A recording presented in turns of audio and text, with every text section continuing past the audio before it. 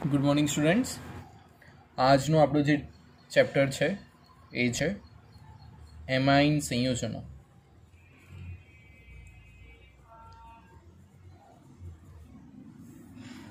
Amine સંયોજનો એટલે chapter 13 બરાબર। એમાઇન સંયોજનો ખૂબ અગત્યનો ટોપિક એટલે છે કારણ કે આ ચેપ્ટરમાંથી 6 માર્ક્સનું પૂછાતું હોય છે। કેટલા માર્ક્સનું? 6 માર્ક્સનું। જો એક વસ્તુ તમને સમજાવું, આપણે જે ભણીએ છીએ ઓર્ગેનિક ભણીએ છીએ બરાબર। ઘણા બધા મને કહેતા હોય છે, જઈને અમે પણ વચ્ચે કહ્યું હતું કે ઓર્ગેનિકમાં સર ભૂલી જવાય છે।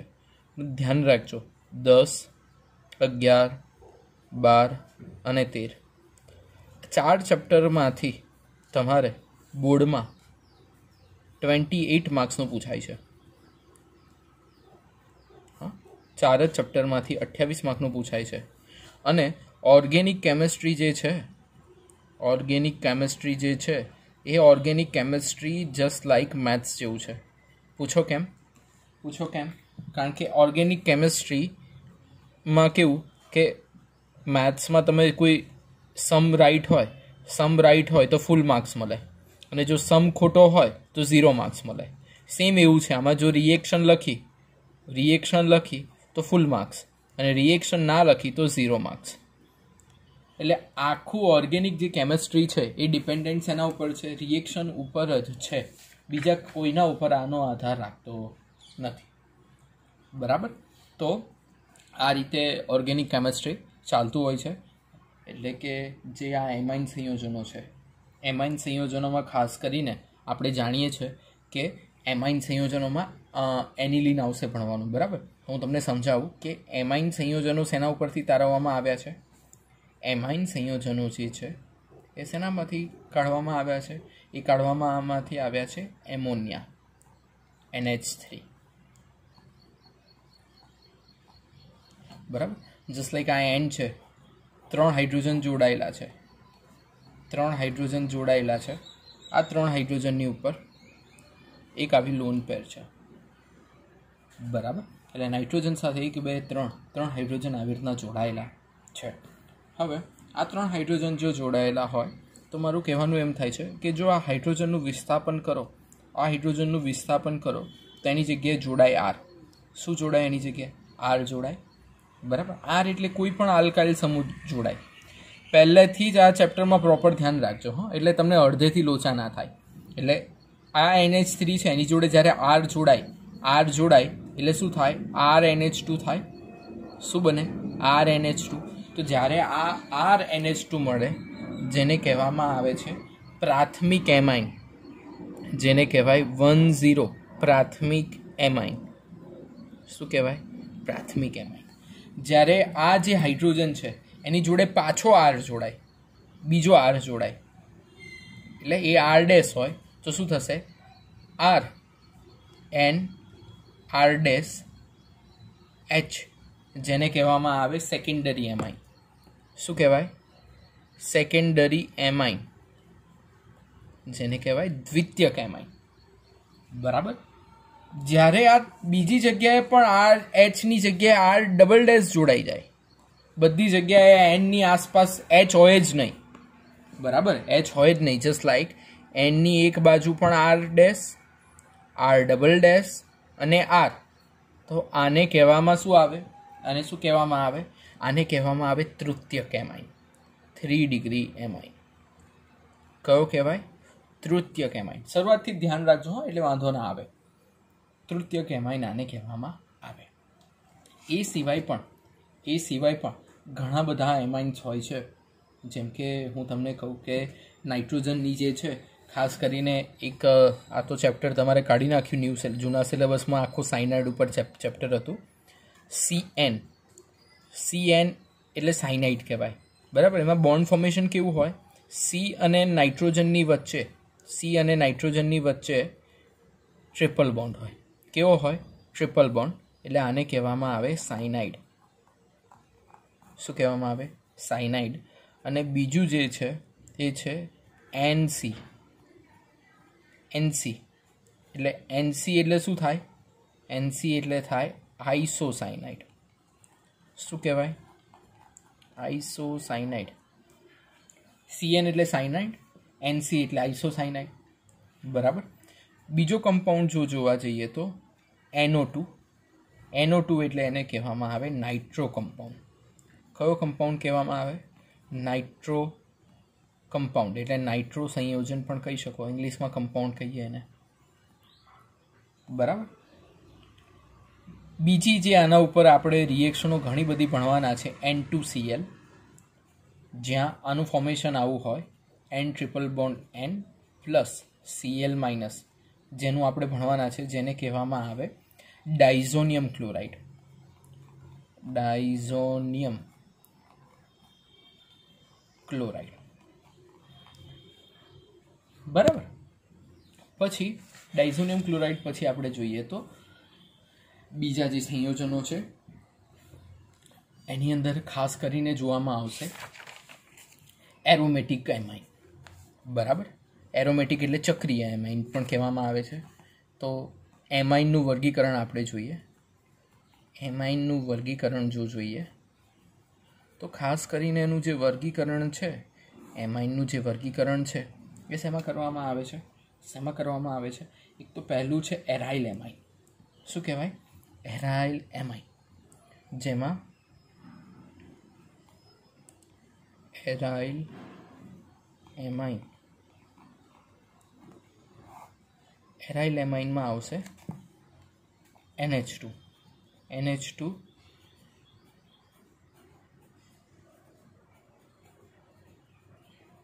એનિલિન. શું કહેવાશે? NH2 ને શું કહેવામાં આવશે? એનિલિન કહેવામાં આવશે. પછી બીજું જે છે એરાઇલ એટલે ચક્રીય, બરાબર. અને ચક્રીય એમાઇન પણ કહેવાય, ચક્રીય બંધારણો, એટલે ચક્રીય એમાઇન તરીકે પણ તમે એને ઓળખી શકો, બરાબર. હવે આ NH2 છે તો એન સાથે 2 H જોડાયેલા છે, તો આને કહેવામાં કયો એમાઇન આવે? પ્રાઇમરી એમાઇન આવે. કયો કહેવાય? પ્રાઇમરી એમાઇન કહેવાય. એ જ એમાઇનના નાઇટ્રોજન સાથે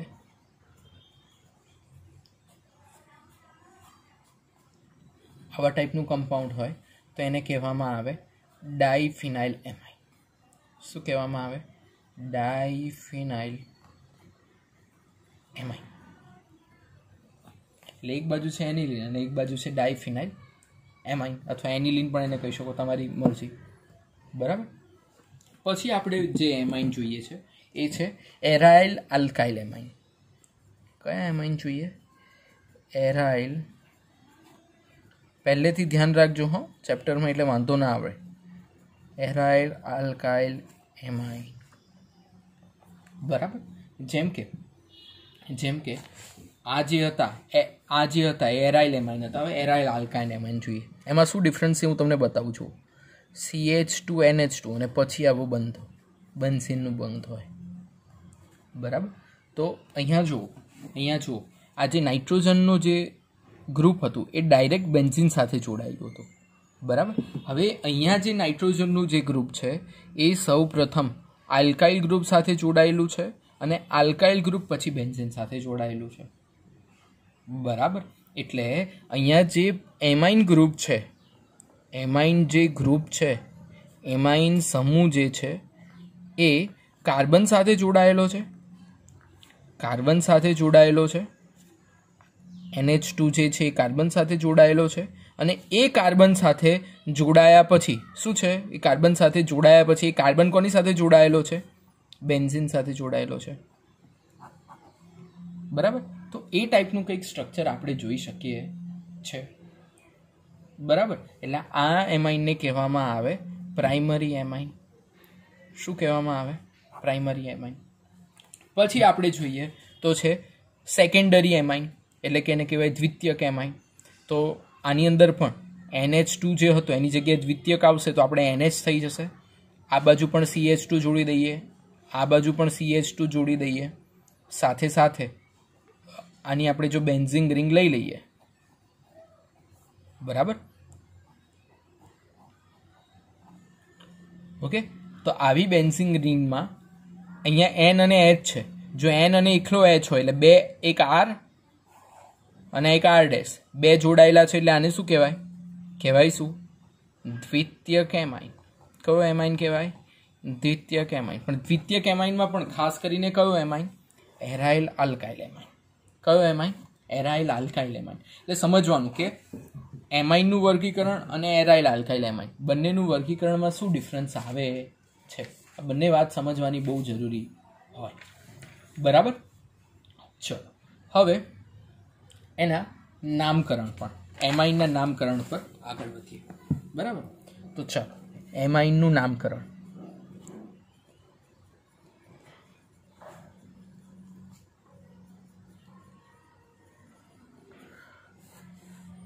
IUPAC મેં જે છે થોડું 11માં સમજાવ્યું છે, પણ પાછું સમજાવું છું. ઘણા બધાને થોડો નામકરણમાં તકલીફ થતી હોય છે, એટલે પાછું સમજાવું છું, ધ્યાન રાખજો. હા, કોઈનું પણ નામકરણ કરવાનું હોય તો બે રીતે થઈ શકે. કઈ રીતે થઈ શકે? બે રીતે થઈ શકે. એક તો હોય સામાન્ય નામ, એક તો હોય સામાન્ય નામ, અને બીજું હોય IUPAC નામ, બીજું હોય IUPAC નામ. એટલે બે રીતે કોઈનું પણ નામકરણ કરી શકો. IUPAC નામ અને સામાન્ય નામ, આ બે રીતે એનું વર્ગીકરણ તમે કરી શકો. બરાબર. તો પહેલું જે છે એ છે સામાન્ય નામ.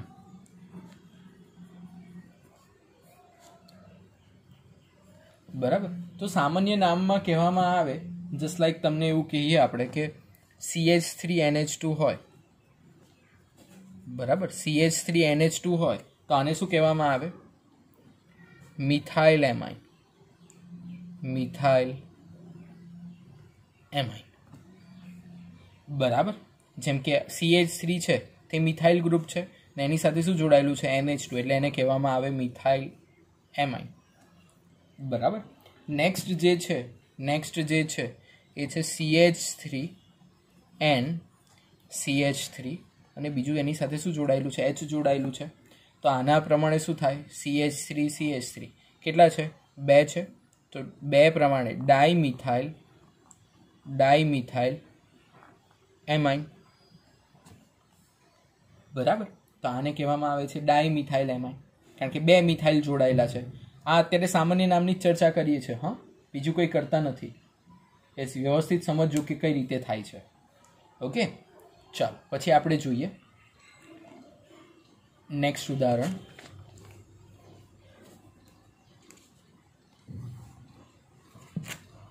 CH3NHC2H5.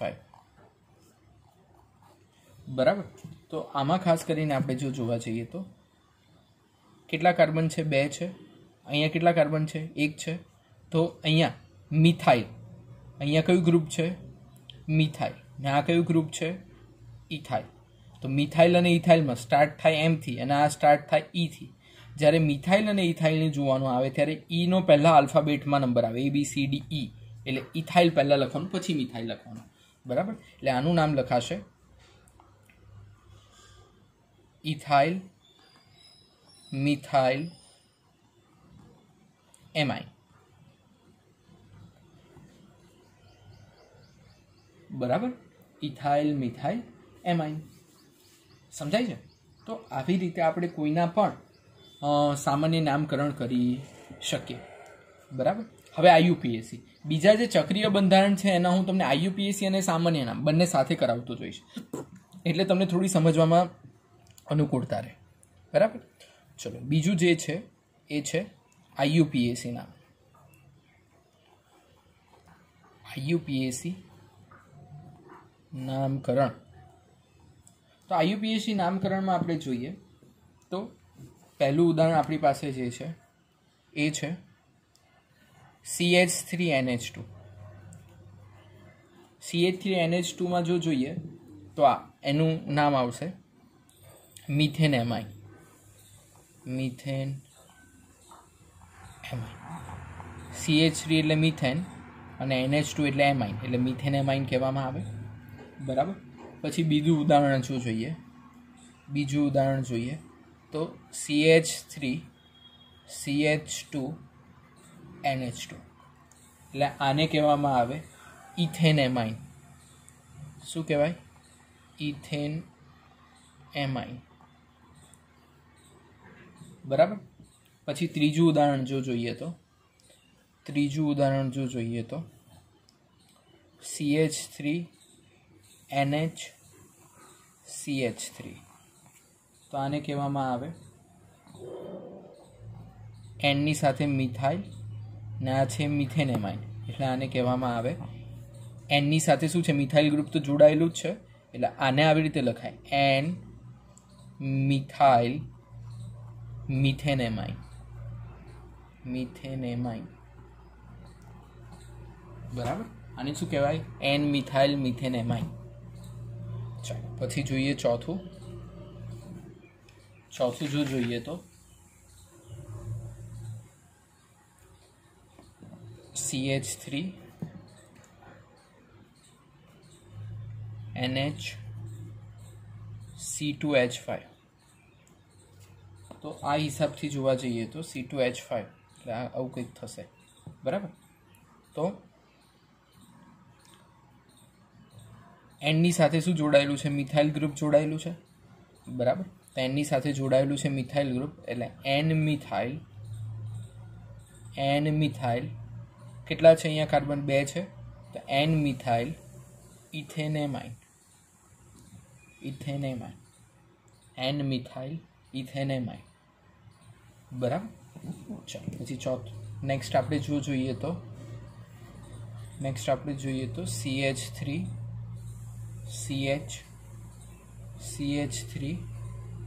CH2 NH2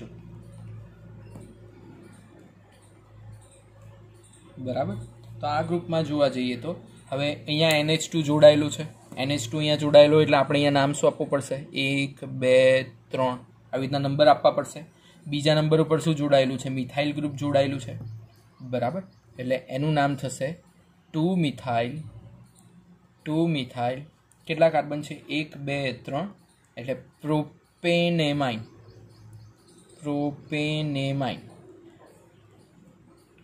2 methyl propanamine N methyl ethanamine N methyl methanamine methanamine આવી રીતે આપણે કોઈનું પણ વર્ગીકરણ કરી શકીએ બરાબર ચલો હવે આપણે નેક્સ્ટ જઈએ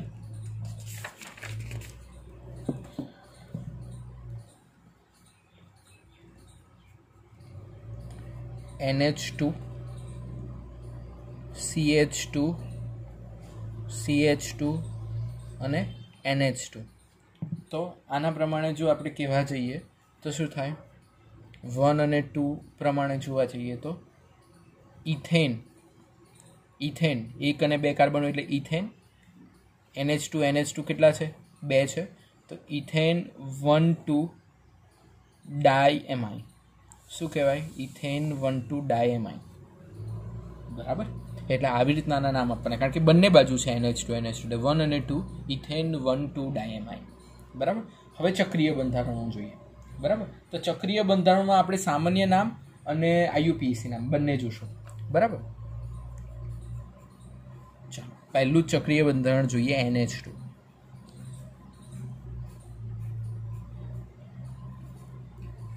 NH2નું સામાન્ય નામ પહેલાં આપણે એનું સામાન્ય નામ જોઈએ તો સામાન્ય નામ બહુ ફેમસ જે નામ છે એનું બહુ ફેમસ લોકો એને એનિલિનથી જ ઓળખે છે આપણા ઘરે તમારું નામ કેવું લાલુ હોય ને એવું એનું સામાન્ય નામ જે છે એનિલિન છે ને એનાથી પ્રખ્યાત છે ઘણા આપણે લાલુ કહેતા હોય તો આખું ગામ લાલુ કહેતું હોય એને એવું છે આને બધા એનિલિનથી જ ઓળખાવે છે ને IUPAC જે નામ છે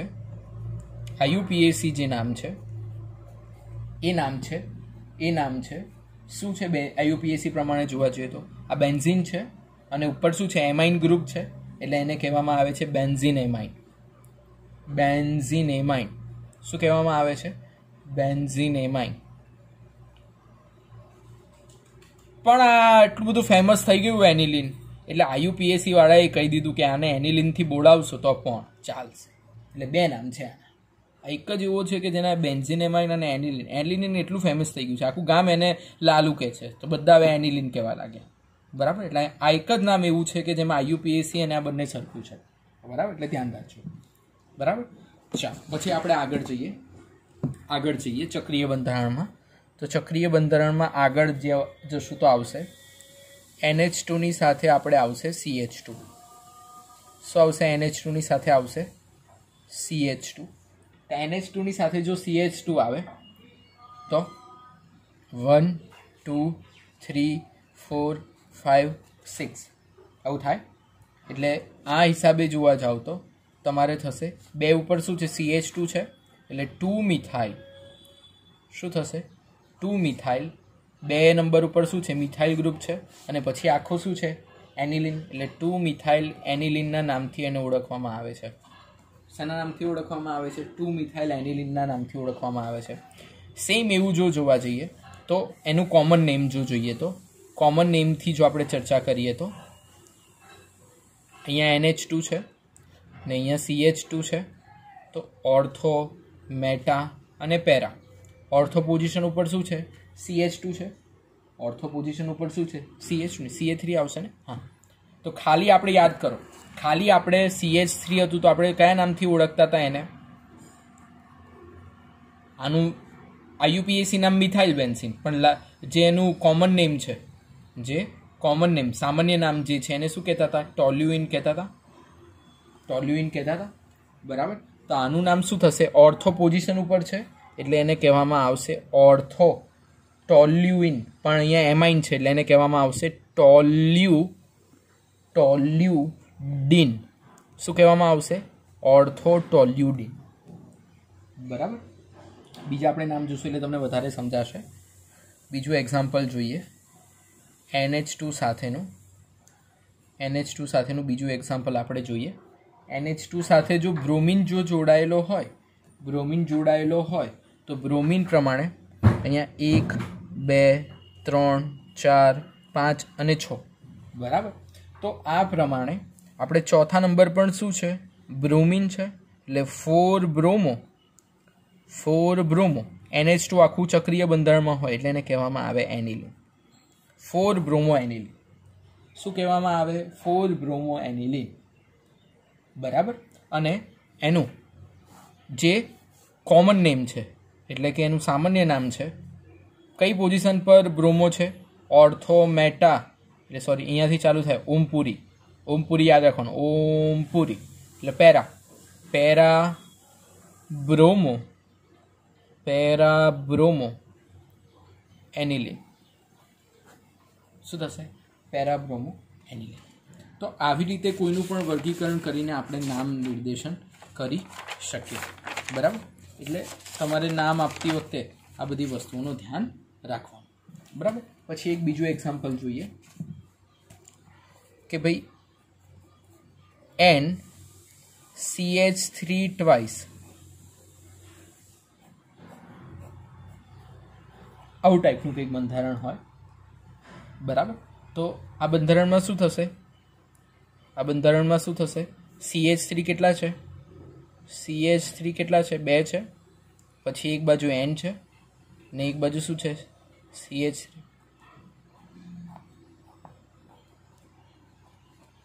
આવું બંધારણ થશે.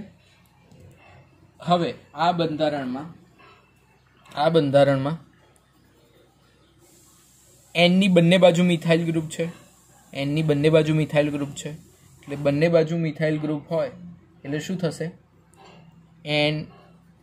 N કેટલા મિથાઇલ 1 અને 2 એટલે ડાઇમિથાઇલ હવે પછી સ્ટ્રક્ચર એટલે એનું નામ શું એનિલિન NN ડાઇમિથાઇલ એનિલિન. અને જો બીજું નામ તમે IUPAC નામને પેલું લખશો તો બી ચાલશે એનિલિનની જગ્યાએ બેન્ઝીન એમાઇન લખો તો એનિલિન લખો તો બી ચાલશે એની કોઈ બહુ ચિંતા નથી બરાબર. તો બીજું એક એક્ઝામ્પલ જોવું હોય તો જોઈએ આવો ચાલો હજુ એક જોઈએ.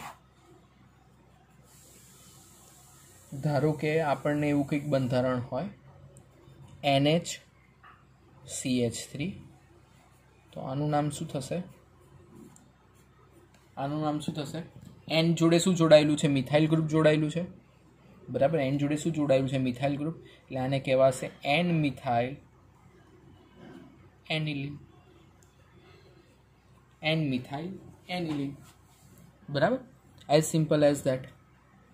એટલે આવી રીતે આપણે કોઈનું પણ નામનું વર્ગીકરણ આપણે કરી શકીએ બરાબર.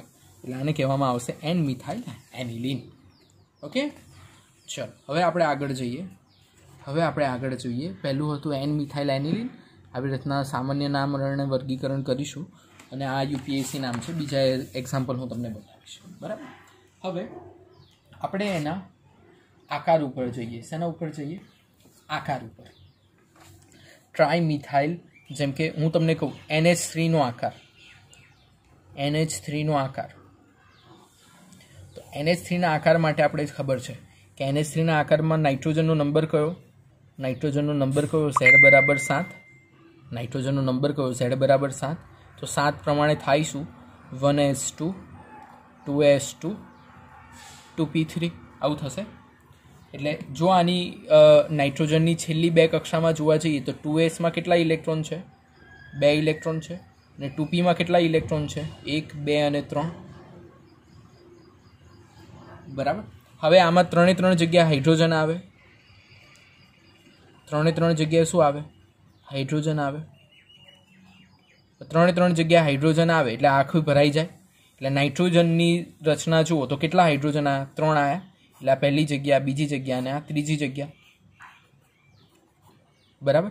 હવે આ જે ઇલેક્ટ્રોનની પેર છે, આ ઇલેક્ટ્રોનની જે જોડી છે તો ખાલી બચી. એટલે એ જોડીને આપણે ક્યાં લગાવી દઈએ? જે ખાલી બચેલી જોડી છે એને આપણે આવી રીતના લગાવી દઈએ. હવે આ 3 જગ્યાએ હાઇડ્રોજનની 3 જગ્યાએ જો CH3 જોડાઈ જાય, શું જોડાઈ જાય? CH3. 3 વચ્ચે શું જોડાઈ જાય? CH3. તો કયા ટાઈપનું સ્ટ્રક્ચર બને? જોજો. નાઇટ્રોજન, CH3, CH3, CH3 અને અહીંયા કઈ છે? ઇલેક્ટ્રોનની જોડકું. બરાબર. તો આ હિસાબે જો આનો ખૂણો તમે માપશો તો 108 ડિગ્રી છે. કેટલો ખૂણો છે? 108 ડિગ્રીનો ખૂણો છે, જેને કહેવામાં આવે છે ટ્રાયમિથાઇલ એમાઇન. આનું નામ છે ટ્રાયમિથાઇલ એમાઇન. શું કહેવાય? ટ્રાયમિથાઇલ એમાઇન. જેનું સ્ટ્રક્ચર કેવું છે? ટ્રાયમિથાઇલ એમાઇનનું સ્ટ્રક્ચર કેવું છે? પિરામિડલ આકાર છે. કેવો આકાર છે એનો? પિરામિડલ આકાર. ઓકે. ટ્રાયમિથાઇલ એમાઇનના સ્ટ્રક્ચરનો આકાર કેવો છે? પિરામિડલ આકારનો છે. તો આટલે સુધી કરવાનો. આજના હોમવર્કથી હવે એક ખાસ ધ્યાન રાખજો, તમારે 2 ટાઈપનું હોમવર્ક મોકલવાનું. પહેલાં મને ક્લાસ નોટ એની PDF બનાવીને મોકલવાની અને બીજી એસાઇનમેન્ટની મોકલવાની. સાથે નહીં મોકલવાનું. હા, ક્લાસ નોટની PDF ને હોમવર્ક PDFમાં અને એસાઇનમેન્ટની PDF, આ બંનેની PDF જ મોકલવાની. હા, ધ્યાન રાખજો. નહીંતર હું જે હોમવર્ક કર્યું છે એમાં એબસન્ટ લખીશ, તમારું ગણાશે નહીં. કમ્પલસરી PDFના ફોર્મમાં મોકલવાનું. જેનાથી PDF ના બનતી હોય એ ક્લાસ નોટ અને એસાઇનમેન્ટ લખીને મને અલગ ફોટા મોકલે, સાથે નહીં. હા, ચાલો, થેન્ક યુ.